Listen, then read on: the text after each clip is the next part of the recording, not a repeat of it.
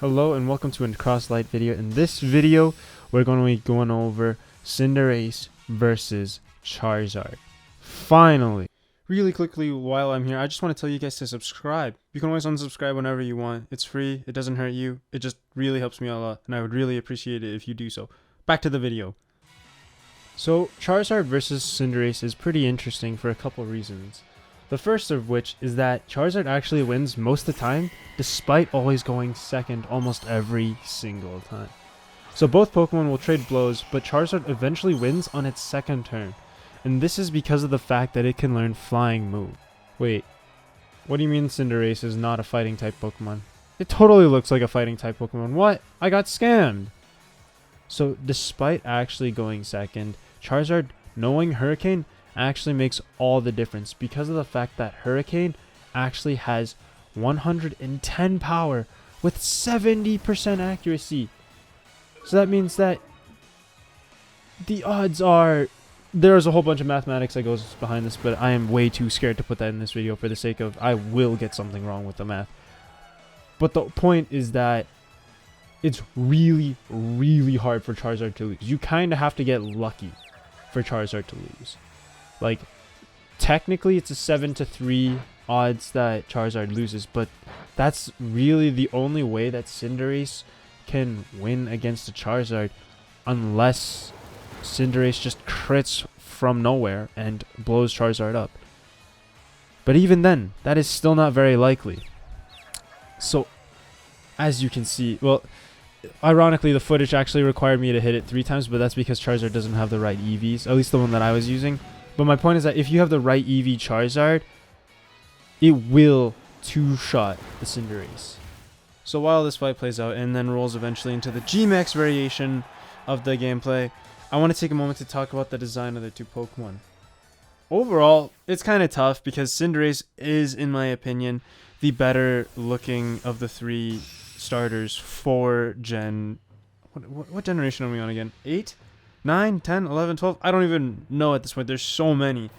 My point is that for Sword and Shield, Cinderace is by far the best looking starter. Like, Gen 8 was just weak in terms of overall design for the starter Pokemon, as is the trend for more and more recent Pokemon, with very, very clear-cut favorites as of late.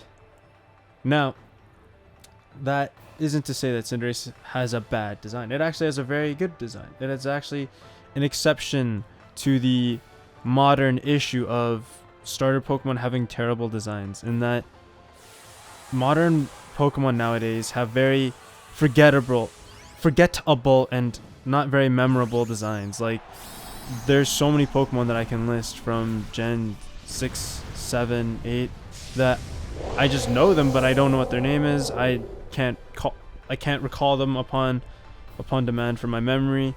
It's just not that great design overall. But Cinderace is an exception. Just having the idea of a fit, athlete-like, soccer-like Pokemon turned into a bunny, I thought initially it was a bad idea.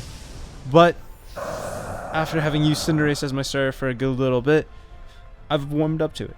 And maybe the same can be said for Inteleon, mainly because of its shiny, but the point still stands that Cinderace as a Pokemon, as a design, isn't bad. But it still very, very heavily loses out to the Charizard design. Like, Charizard's design is just leaps and jumps ahead of Cinderace's design. Like, what makes Charizard's design so good is that it's memorable. It has withstood the test of time. Like, to this day, Charizard remains a favorite, or fan favorite rather, of Pokemon fans who haven't even been born when Charizard was initially released. Like, I know fans that are much older than me and much younger than me, and they are just fans of Charizard overall. And that, to me, speaks volumes about the difference in the two designs, because one is very forgettable, the other one is very memorable. So overall, Charizard does really win out because it has the better in-game performance in an isolated 1v1 scenario, and it does have the better design overall. So that pretty much does it for this video. Thank you guys so much for watching. I didn't do a commentating gameplay thingy-majingy for the G-Max variation because the G-Max variation of the gameplay is the exact same, just the Pokemon are bigger, cooler, and have a lot more stats. That's pretty much it, but the stat growth is virtually the same between each stat, so there's zero change in gameplay as you saw right there. Anyways, thank you guys so much for watching. I'll see you guys all later. Peace.